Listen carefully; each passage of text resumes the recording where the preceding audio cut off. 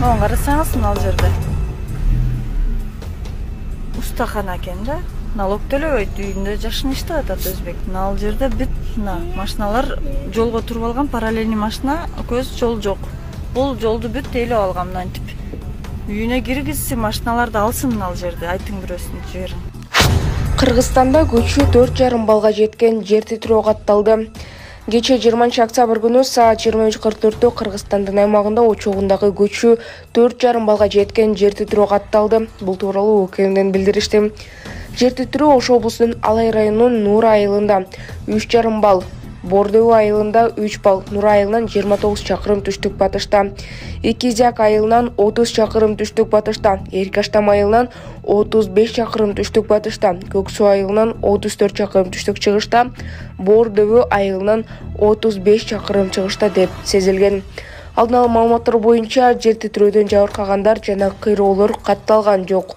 Маалымат булагай Сереп Медиа. Түндүк Корея Түштүк Кореяны согуш менен коркутту.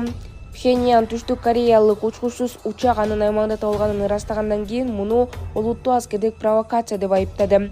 Ал эми Түндүк Кореянын коргоо министрлигинин өкүлү өлкөнүн аймагын аскердик жол менен кийинки жолу бузуу, согуш жарыялоо катары каралып, дароо жооп соккусуна алып келерин эскертти.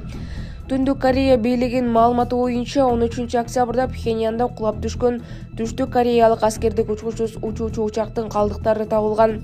Пхеньяндын маалыматына караганда, октябрь айында Түштүк Кореядан үгүт баракчаларын көтөргөн дрондор өлкөнүн борборунда 3 жолу жакындаган. Түштүк Кореянын коргоо министри Ким Йон Хён бул маалыматты тастыктаган эмес. Маалымат булагай Кактус Медиа. Бишкекте тамактануучу жайда байкот деп плакаттарды көтөргөндөр кармалды.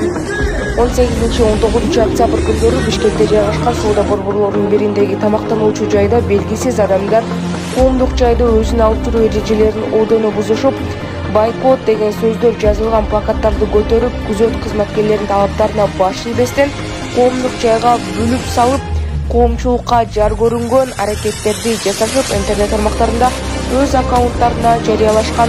Бул тууралуу УКМден маалымдашты.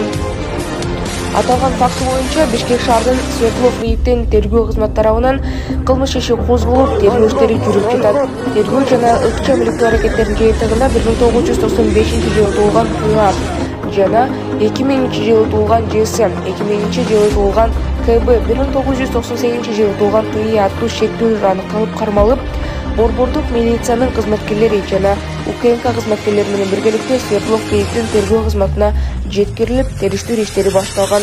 Тергөө учурда уланууда. Маалымат булагай Сереп Медиа.